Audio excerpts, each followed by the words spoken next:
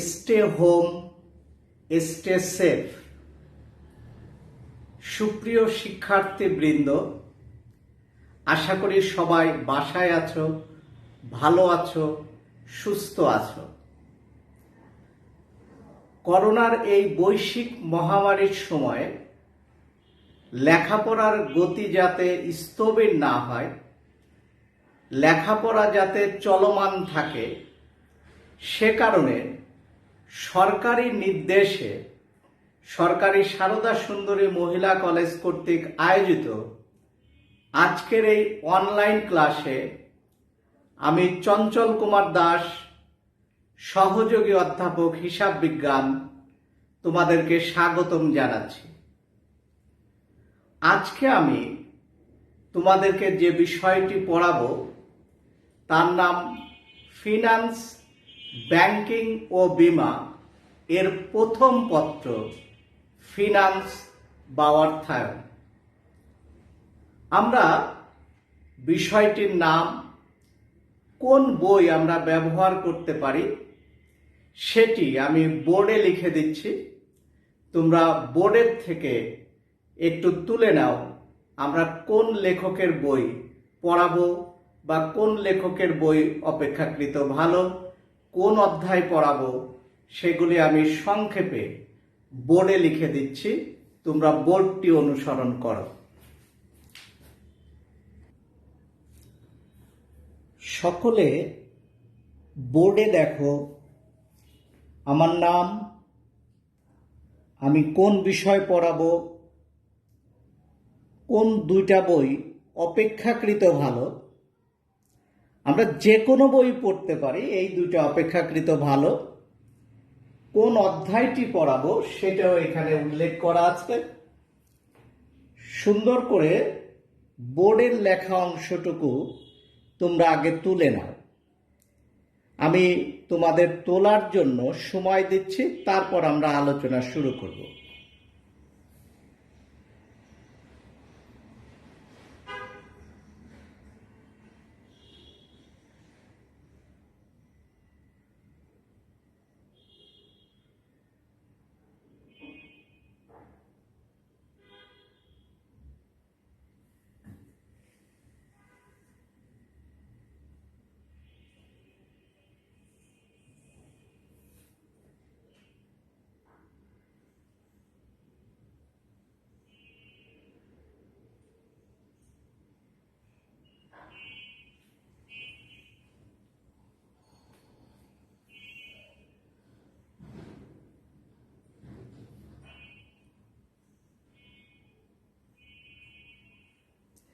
আশা করি তোমাদের তোলা হয়ে গেছে। আমরা এবার আবার আলোচনায় ফিরি।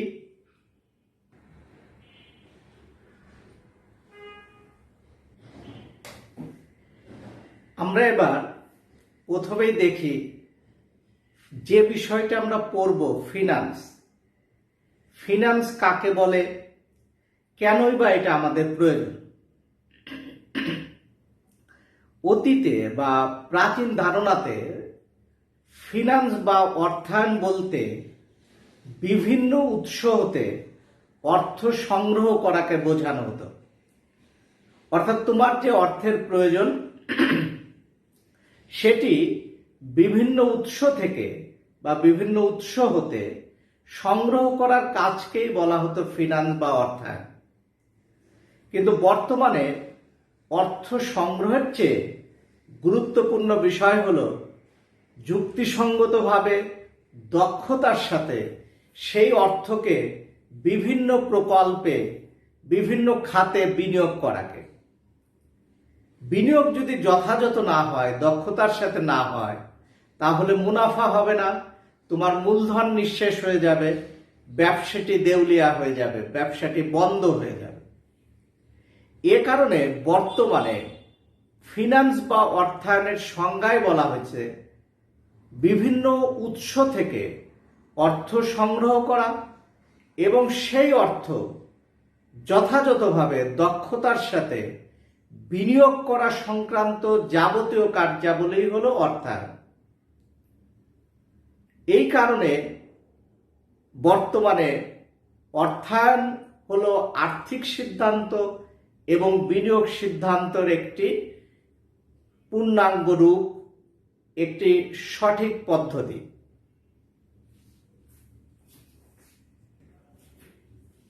এবার আমরা আসি যে বিষয়টি আমরা পড়তে চাই সেটি আসলে কাকে বলে, সেটি কি, এই সম্পর্কে আমরা একটু ধারণা নিই। ফিনান্স বা অর্থায়ন বলতে অতীতে বিভিন্ন উৎস হতে অর্থ সংগ্রহ করাকে বোঝাতো, কিন্তু বর্তমানে অর্থ সংগ্রহ থেকে অর্থ যথাযথভাবে বিনিয়োগ বেশি গুরুত্বপূর্ণ। কারণ বিনিয়োগ যদি সঠিক না হয় তাহলে মুনাফা করা যাবে না, লাভ হবে না, মূলধন নিঃশেষ হয়ে যাবে, কারবার শেষ হয়ে যাবে। এ কারণে বর্তমানে বলা হয় অর্থায়ন হলো বা ফিনান্স হলো বিভিন্ন উৎস থেকে অর্থ সংগ্রহ করা এবং সেই অর্থকে যথাযথভাবে দক্ষতার সাথে বিভিন্ন খাতে বিনিয়োগ করা। ব্যবসায় শিক্ষার একজন শিক্ষার্থী হিসাবে তোমরা যখন পরবর্তীতে বিভিন্ন আর্থিক প্রতিষ্ঠান, বিভিন্ন কোম্পানিতে আর্থিক ব্যবস্থাপক হিসাবে কাজ করবে, তখন তোমাদের বিভিন্ন রকম আর্থিক সিদ্ধান্ত, বিনিয়োগ সিদ্ধান্ত, লভ্যাংশ সিদ্ধান্ত নিতে হবে। আর সেই সিদ্ধান্তগুলো যাতে সঠিকভাবে নিতে পারো, সেই কারণে ব্যবসায় শিক্ষার উচ্চ মাধ্যমিকে এই কোর্সটি অন্তর্ভুক্ত করা হয়েছে। আমি তোমাদেরকে একটু আগে বোর্ডে লিখে দিছি যে আমি তোমাদের পঞ্চম অধ্যায় পড়াবো।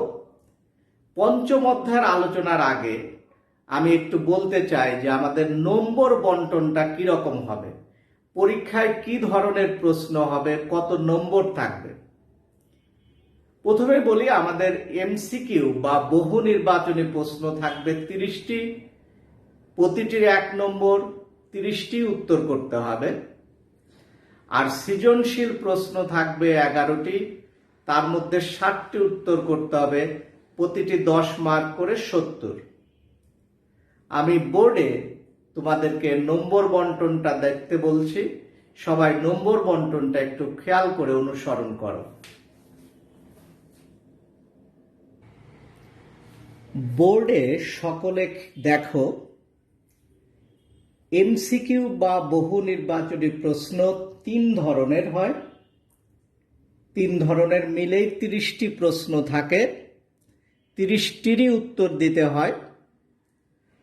আর সৃজনশীল প্রশ্ন প্রতিটি 10 মার্কের বিভাজন থাকে এই 4 ভাগে: জ্ঞান স্তর, অনুধাবন স্তর, প্রয়োগ স্তর, উচ্চতর দক্ষতার স্তর। প্রতিটি নম্বর বন্টন পাশে দেখানো আছে। জ্ঞান স্তরের নম্বর 1, অনুধাবন স্তরে 2, প্রয়োগ স্তরের প্রশ্নে 3 এবং উচ্চতর দক্ষতার স্তরের নম্বর বন্টন 4 মিলে একটি সৃজনশীল প্রশ্ন থাকবে 10 মার্কের বা 10 নম্বরের। এটি আমাদের ফিনান্স সাবজেক্টের বা অর্থায়ন বিষয়ের নম্বর বা মান বন্টন।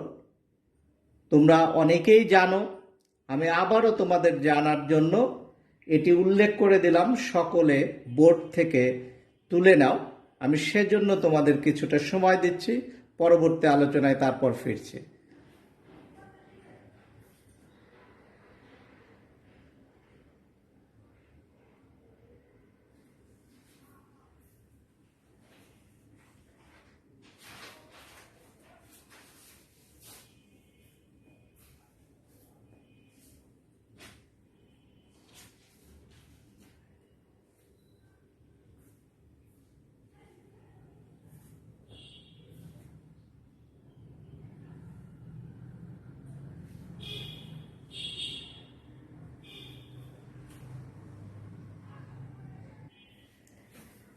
আশা করি সকলেরই উঠানো হয়ে গেছে। এবার আমরা আমাদের পঞ্চম অধ্যায়ের মূল আলোচনায় আসব। আমি একটি একটি বিষয় আলোচনা করব, সেটি বোর্ডে লিখে দিব। তোমরা বোর্ড থেকে তুলে নেবে। প্রথমেই আসি আমাদের এই পঞ্চম অধ্যায়ের প্রথম প্রশ্ন, স্বল্পমেয়াদী অর্থায়ন কাকে বলে? সাধারণত 1 বছর বা তার থেকে কম সময়ের জন্য যে অর্থায়ন করা হয় তাকে আমরা স্বল্পমেয়াদী অর্থায়ন বলি। এই অর্থ কোম্পানির দৈনন্দিন কার্যাবলী পরিচালনার জন্য লাগে, কোম্পানির চলতি মূলধনের প্রয়োজনে ব্যবহার হয়, চলতি সম্পত্তিতে বিনিয়োগের প্রয়োজনে ব্যবহার হয়। এবার সংজ্ঞাটি সবাই বোর্ড থেকে খাতায় তুলে নাও। সকলে বোর্ড থেকে সংজ্ঞাটি তুলে নাও।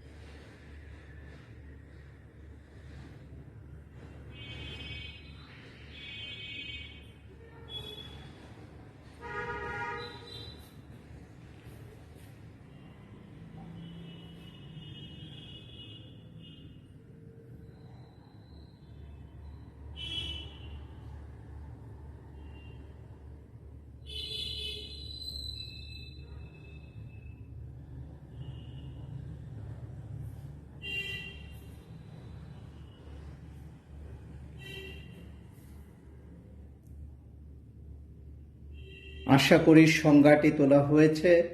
আমরা পরবর্তী আলোচনায় আসি। আমরা জানলাম স্বল্পমেয়াদী অর্থায়ন মানে 1 বছর বা তার থেকে কম সময়ের জন্য অর্থায়ন। এখন আমাদের দ্বিতীয় গুরুত্বপূর্ণ প্রশ্ন হলো, এই স্বল্পমেয়াদী অর্থায়নের উৎসগুলো কি কি? আমরা কোন কোন উৎস থেকে এই অর্থ সংস্থান করতে পারি? স্বল্পমেয়াদী অর্থ সংস্থানের বিভিন্ন উৎস রয়েছে, কিছু প্রাতিষ্ঠানিক, কিছু অপ্রাতিষ্ঠানিক। তবে এর মধ্যে গুরুত্বপূর্ণ কয়েকটি উৎস হলো ব্যবসায় ঋণ, বাণিজ্যিক কাগজ, ব্যাংক ঋণ ইত্যাদি। আমি একটি তালিকার মাধ্যমে তোমাদেরকে সমস্ত উৎসগুলো বোর্ডে লিখে দিচ্ছি। আবারও আমি সময় দেব, তোমরা বোর্ড থেকে খাতায় তুলে নেবা স্বল্পমেয়াদী অর্থায়নের উৎসগুলো।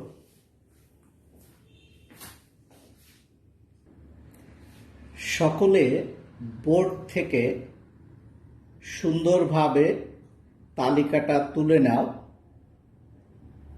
সকল উৎসের একটি সংক্ষিপ্ত রূপ এটি। বিভিন্ন লেখক ভেদে উৎসর কিছু হেরফের হতে পারে, কিন্তু মূল উৎস এগুলো। আমরা কিছুটা সময় দিচ্ছি তোমাদেরকে এটা তুলে নেওয়ার জন্য।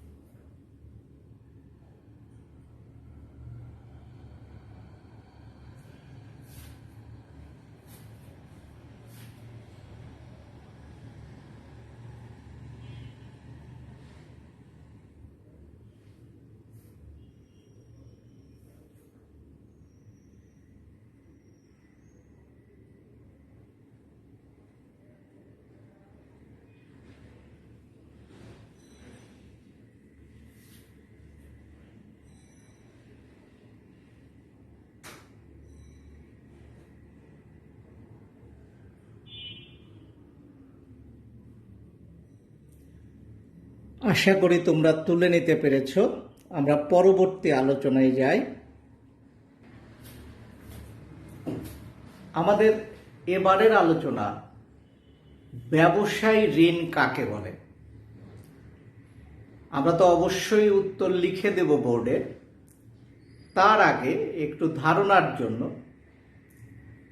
বাকিতে ক্রয় বিক্রয়ের মাধ্যমে যে ঋণের সৃষ্টি হয় তাকে ব্যবসায় ঋণ বলে। তুমি তোমার পাশের দোকান থেকে যদি 50 টাকা দিয়ে একটি খাতা ক্রয় করো বাকিতে, এবং 1 সপ্তাহ পর যদি তার টাকাটা পরিশোধ করো, তার অর্থ হলো 7 দিনের জন্য বা 1 সপ্তাহের জন্য তোমার অর্থ সংস্থানের ব্যবস্থা হলো 50 টাকা। এভাবে একজন ব্যবসায়ী আর একজন ব্যবসায়ীর নিকট হতে বাকিতে পণ্য ক্রয় করে, 1 মাস 2 মাস পরে সেই টাকাটা পরিশোধ করে। ফলে 1 মাস 2 মাসের জন্য তার একটি অর্থ সংস্থানের ব্যবস্থা হলো। এর জন্য তার কোনো কারো কাছে হাত পাততে হলো না, ঋণ গ্রহণ করতে হলো না। শুধু সুসম্পর্কের কারণে সে বিক্রেতার নিকট থেকে বাকিতে পণ্য ক্রয় করতে পারলো। এটাকেই আমরা বলি ব্যবসায় ঋণ। এটি কোনো নগদ ঋণ না। এবার সংজ্ঞা আকারে আমরা বোর্ডে এটিকে উল্লেখ করছি, তোমরা তুলে নাও।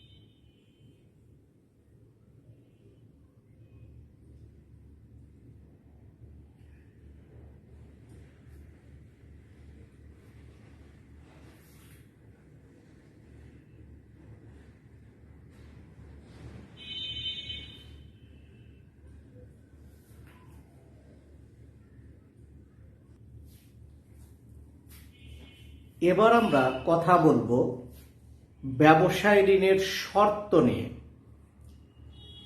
বিক্রেতা তার বাকিতে বিক্রয়ের অর্থ দ্রুত আদায়ের জন্য অনেক সময় ক্রেতাকে কিছু শর্ত আরোপ করে, কিছু বার্তার সুযোগ প্রদান করে, নির্দিষ্ট সময়ের মধ্যে পরিশোধের একটি তারিখ উল্লেখ করে থাকে। এরকমই একটি শর্ত আমরা এখন তোমাদেরকে লিখে দেব। এই শর্ত অনুসারে সবসময় আমাদেরকে অঙ্ক করতে হয়, ব্যবসায় ঋণের ব্যয় নির্ণয় করতে হয়।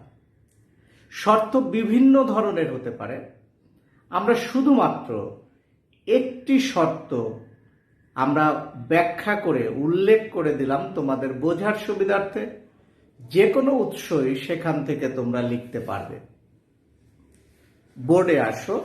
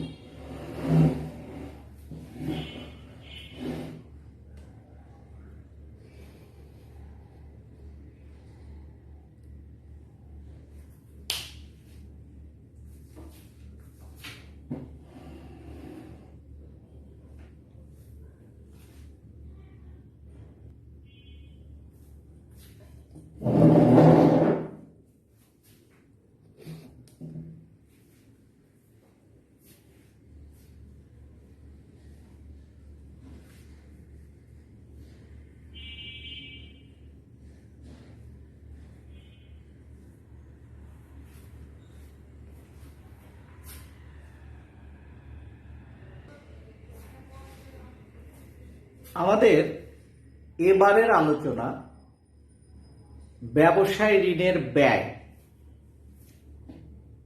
আমরা ব্যবসায় ঋণ কাকে বলে জানছি, ব্যবসায় ঋণের শর্ত দেখেছি, ব্যবসায় ঋণের ব্যয় বিষয়টি কি। ব্যবসায় ঋণের সরাসরি কোনো ব্যয় নেই, কোনো ব্যক্ত ব্যয় নেই, এর আছে সুযোগ ব্যয়। সেটি কেমন? আমরা কেবল যে শর্তের উল্লেখ করলাম ওটার সাথেই আমাদের ব্যয়ের বিষয়টি জড়িত। ক্রেতা যদি 10 দিনের মধ্যে পরিশোধ করতে পারে, আমরা বললাম 2% হারে বার্তা পাবে। কিন্তু 10 দিনের মধ্যে যদি পরিশোধ করতে না পারে, ক্রেতা যদি 10 দিনের মধ্যে টাকা পরিশোধ না করে, তাহলে সে বার্তা পাবে না, বার্তার সুযোগ হারাবে, বার্তার থেকে বঞ্চিত হবে। এই সুযোগ হারানোকে, এই হারানো বার্তাকেই বলে ব্যবসায় ঋণের ব্যয়। আমরা আবার সংজ্ঞা আকারে বোর্ডে উল্লেখ করছি।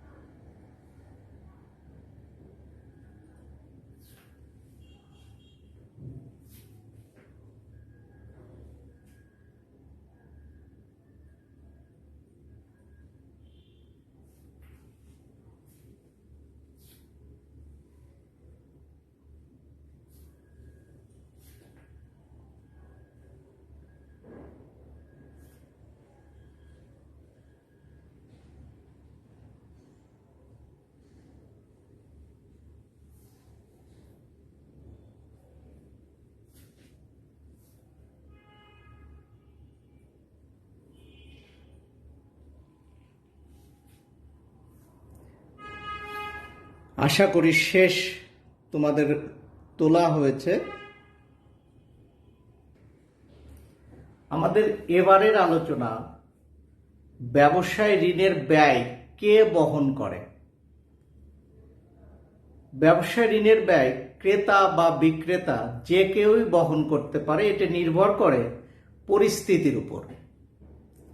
যদি একচেটিয়া বাজার হয়, পণ্যের চাহিদা বেশি থাকে, তাহলে বিক্রেতা দ্রব্যমূল্য বৃদ্ধি করে এই ব্যয়টি ক্রেতার উপর চাপিয়ে দিতে পারে।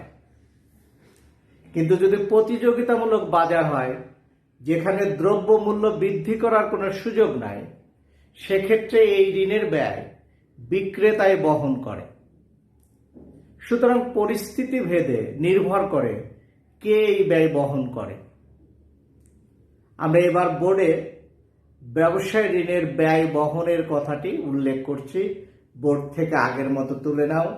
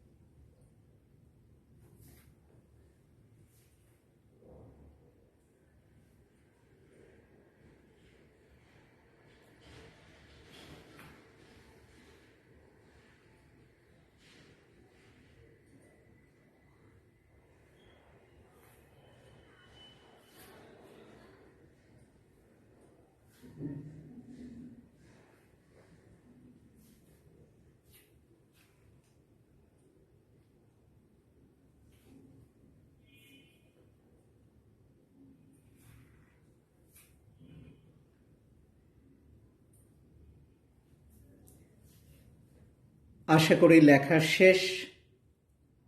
এবার আমাদের পরের আলোচনা। আমাদের ব্যবসায় ঋণের থিওরির মূল আলোচনা প্রায় শেষ। আমাদের এই অধ্যায়ের প্রথম অঙ্কের আলোচনা। এবার আমাদের কাজ হবে এই ব্যবসায় ঋণের ব্যয় নির্ণয় করা। অর্থাৎ এই অধ্যায়ের প্রথম যে অঙ্কটা আমরা শিখব, প্রথম যে অঙ্কগুলো আমাদের প্রয়োজন সেটি হলো ব্যবসায় ঋণের ব্যয় নির্ণয়। ব্যবসায় ঋণের ব্যয় আমরা তিনভাবে নির্ণয় করতে পারি। আমরা তিনটি সূত্র ব্যবহার করতে পারি ব্যবসায় ঋণের ব্যয়ের জন্য।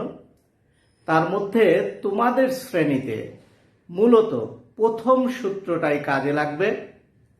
আমি তিনটি সূত্রই বোর্ডে উল্লেখ করছি, কিন্তু তোমাদের মূলত ব্যবহার হবে প্রথম সূত্রটি। সবাই সূত্রগুলো বোর্ড থেকে তুলে নাও।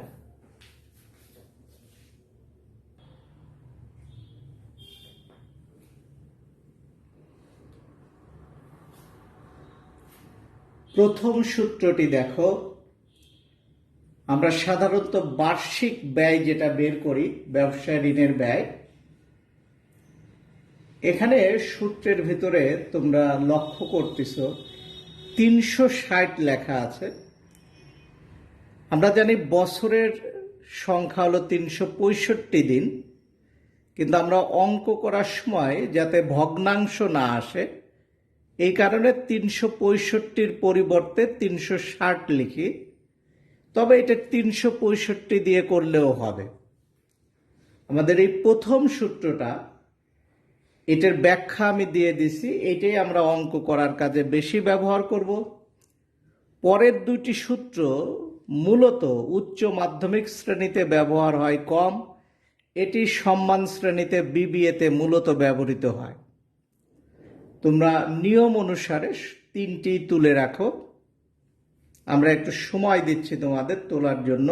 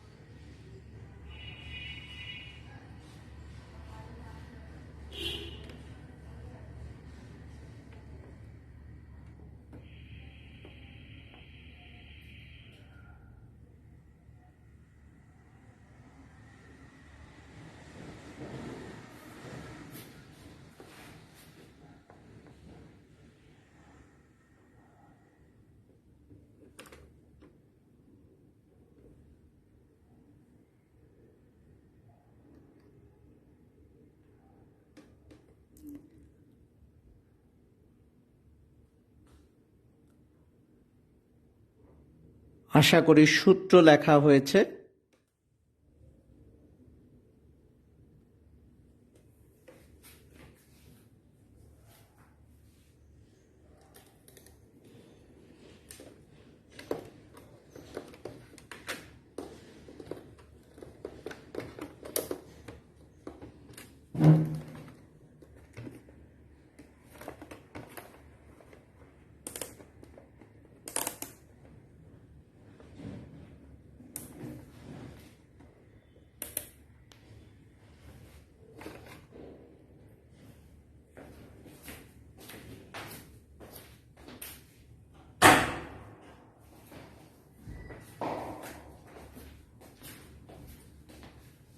কত দূর হয়েছে? 37 মিনিট। এখন কি কন্টিনিউ করবা? তাহলে আমি লাইটটা ধরতেছি, এই জায়গা বেশি ফোকাস হয়ে যাবে।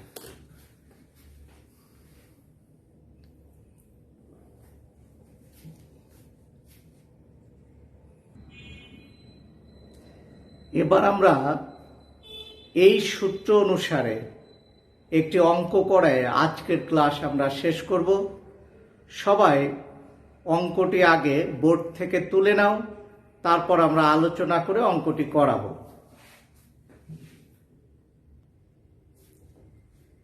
প্রশ্নটি দেখো, শেফালি ফুড লিমিটেড ১-১০ নিট ২০ শর্তে ধারে কাঁচা মাল ক্রয় করে থাকে। আমরা আজকের থিওরির অংশে এইটার আলোচনা করেছি। এই শর্তের অর্থ হলো অবশ্যই ২০ দিনের মধ্যে টাকা পরিশোধ করতে হবে, তবে ১০ দিনের মধ্যে পরিশোধ করলে 1% হারে বাট্টা পাওয়া যাবে। কিন্তু আমাদের এই প্রতিষ্ঠানটি বাট্টার সময়কালের মধ্যে এই অর্থ পরিশোধ করতে পারে নাই, বাট্টার সুযোগ গ্রহণ করে নাই। এই কারণে আমাদের ব্যবসায় ঋণের বার্ষিক ব্যয় কত হবে তা নির্ণয় করতে বলছে। আমরা আজ কেবল যে ৩টি সূত্র দিয়েছি তার প্রথমটি আমরা অনুসরণ করব ব্যবসায় ঋণের ব্যয়ের জন্য। সবাই উত্তরটি লেখো বোর্ড দেখে।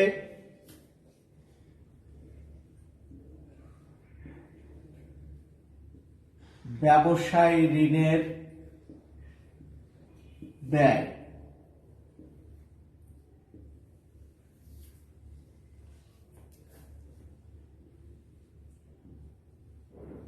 ব্যবসায় ঋণের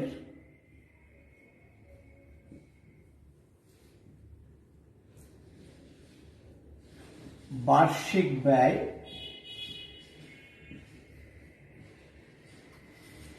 সূত্রটি যদি দেখো খাতায়, সিডিআর 100 মাইনাস সিডিআর, আমরা বছরকে 360 দিন ধরে করাচ্ছি, সিপি মাইনাস ডিপি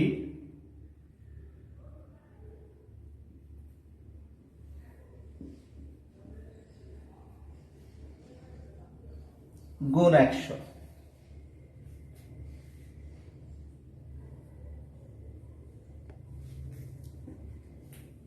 যেখানে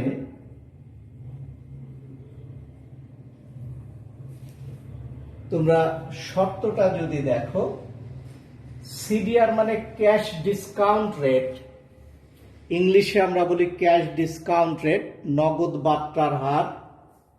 এই 1% হলো নগদ বাট্টার হার। আমাদের সিডিআর হলো 1। সিপি ক্রেডিট পিরিয়ড বা ঋণের মেয়াদ, ধার পরিশোধের মেয়াদ দেওয়া আছে 20 দিন। 20 দিনের মধ্যে পরিশোধ করতে হবে। সিপি হলো 20 দিন।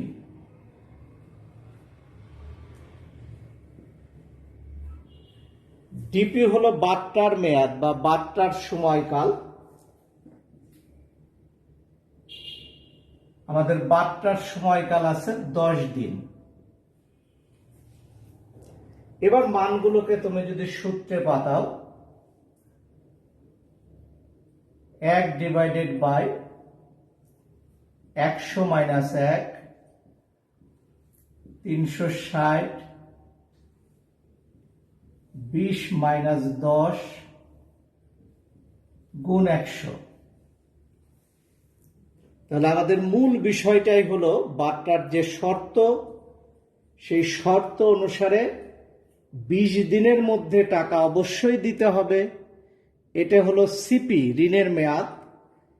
10 দিনের মধ্যে দিলে আমরা 1% হারে বাট্টা পাবো। বাট্টার হার হলো 1 আর বাট্টার মেয়াদ হলো 10 দিন। 1/99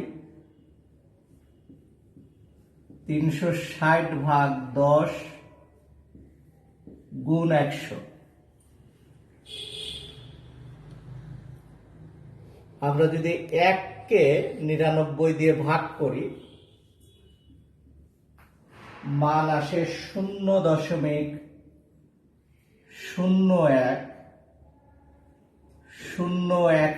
আমরা 5 ডিজিট নিতে পারি দশমিকের পর, গুণ 36 গুণ 100। একবারই তুমি যদি ক্যালকুলেটরে দেখো 36.36% প্রায়। আমরা প্রায় লিখতে হবে এই কারণে, যাতে অনেকগুলো দশমিকের পরে সংখ্যা ছিল, আমরা 2 সংখ্যা পর্যন্ত নিলাম, এই কারণে প্রায় উল্লেখ করলাম।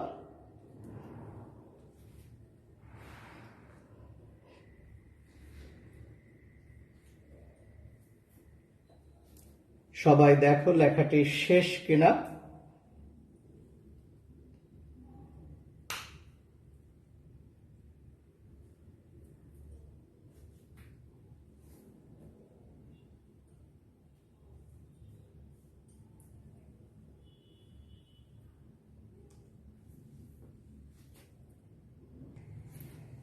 এই পর্যন্ত আমাদের আজকের ক্লাস শেষ।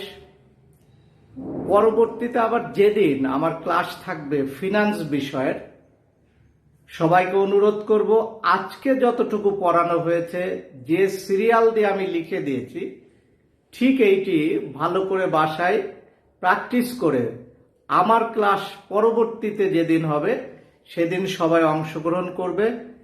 ততদিন পর্যন্ত সবাই ভালো থাকো, সুস্থ থাকো। আজকে এখানেই শেষ করছি। ধন্যবাদ সকলকে।